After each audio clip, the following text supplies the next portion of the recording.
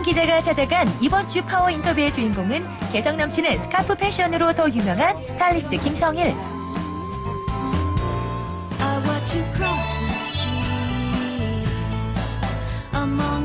이미숙, 김남주 등 내로라 하는 여배우들의 스타일을 책임지고 있는 김성일 씨는 스타들 사이에서 함께 작업하고 싶은 스타일리스트 1위로 꼽힌다고 하는데요.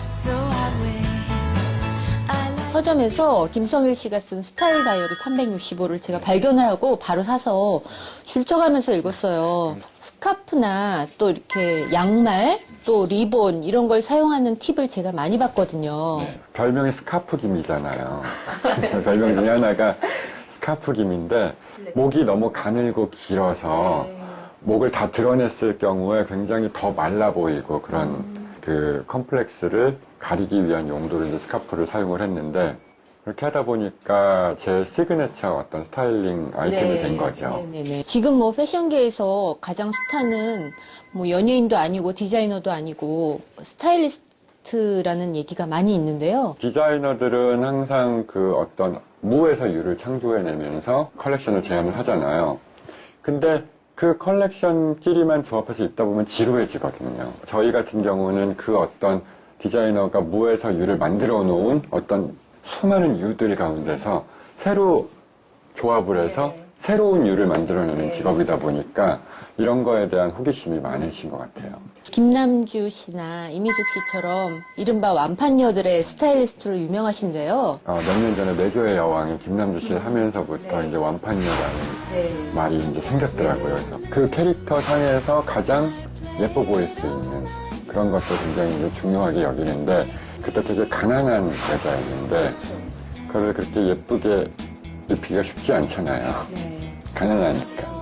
근데 사실 김남주 씨 덕이 커요. 연기를 너무 잘해서 그것 때문에 다른 그 옷이라던가 이런 가방이라던가 신발이라던가 이런 것들이 부각이 많이 됐었던 것 같아요. 심지어 그때 그 덕분에 로맨틱 스타일이라고 네. 불렸잖아요. 네. 가난한 스타일이 아니라 로맨틱한 스타일이라고 불렸잖아요. 그때 사실은 김남주 씨가 처음부터까지 플랫슈즈만 신고 나왔었어요. 내조의 여왕 촬영 들어가기 일주일 전에 발목을 삔 거예요. 아, 그래요? 그래가지고 그동안 빌려놨던 힐들을 하나도 못 신게 된 거예요. 그래서 플랫슈즈로 다 컨셉이 바뀌어버린 거예요. 그날 방송이 딱 되면 그날 밤부터 다음날 아침에 그날 밤부터 오전까지 그 브랜드에 대한 정보가 막 뜨고 그 다음날 오전이 되면 백화점 문이 열 때가 되면은 그게 그 전날 본 가방이 팔리기 시작하는 거예요. 그런 걸 보면 저도 깜짝깜짝 놀라요. 나중에 인터넷에서 보면 그 김성일 씨가 스타일링한 그 가방들이 프리미엄까지 붙어서 팔리고 있는 것도 제가 봤거든요. 그거는 전 잘 몰랐어요. 저한테 그 돈을 좀 껴서 주시면 참 좋겠구만. 네. 오히려 남성으로서 스타일링을 하시기가 더 좀 장점이 된 경우도 많을 것 같아요. 남자이기 때문에 불편한 점이 오히려 장점보다는 단점이 더 많았었던 것 같아요.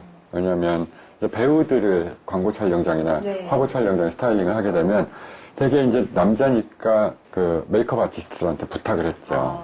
내가 너 때문에 못 살겠다 그러면서 가서 오니까 가지고. 아, 그러셨군요. 네. 그래서 이제 그렇게 해서 또 친해진 그런 분들도 많고 그 저랑 친한 이제 윤기 씨라고 정윤기 스타일리스트 있는데 그 친구 같은 경우도 그때 어시스턴트가 없었어요. 혼자서 막 이렇게 짐을 가지고 다녔었어요.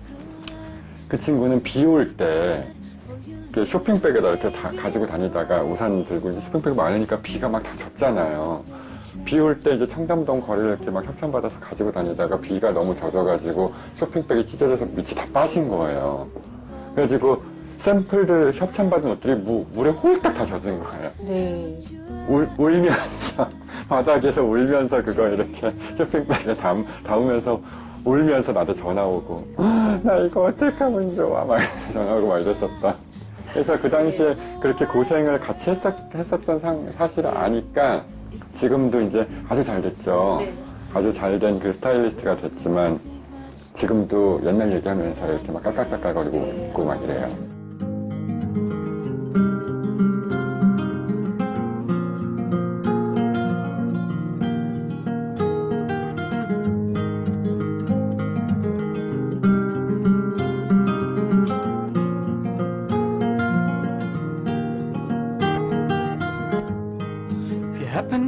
이건 정말 잘했다. 이렇게 기억에 남는 스타일링이 있으세요?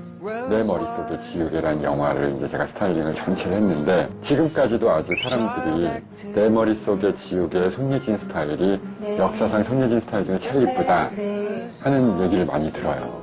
최근에는 이제 일본 영화 중에 사요나라 이츠카라는 영화를 했었어요. 그 러브레터 여주인공이었던 나카야마 미호 주인공의 사요나라 이츠카라는 영화를 했었는데 모든 나카야마 미호가 입고 나온 의상들 제가 다 직접 디자인을 해서 만든. 아, 그래요? 제작을 직접 하신 거예요? 디자인을 해서 소재를 선택해서 이제 만드는 건 다른 분이 만들어주셨지만 제가 거의 다 디자인을 했기 때문에 그게 굉장히 기억에 또 많이 남죠. 그리고 일본에서도 굉장히 이슈가 많이 됐었고.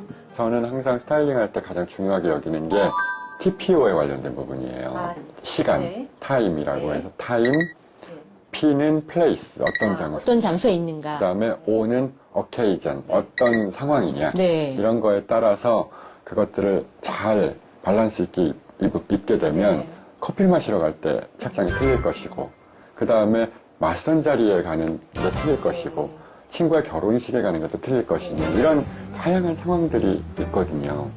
그런 거에 따라서 어떻게 옷을 입어야 되는지에 관련된 내용을 잘 아시면 모두 다 스타일리시하게 패션을 완성을 하는 거는 사실 뭐 가방이고 신발이고 뭐 스카프가 아니에요. 내가 어떤 옷을 입더라도 이건 나한테 잘 맞는 것이야. 그리고 어깨를 탁 펴고 당당하게 걸음을 걸으면 스타일리시해 보이거든요. 당당함이라는 게 굉장히 중요해요. 옷을 입었을 때.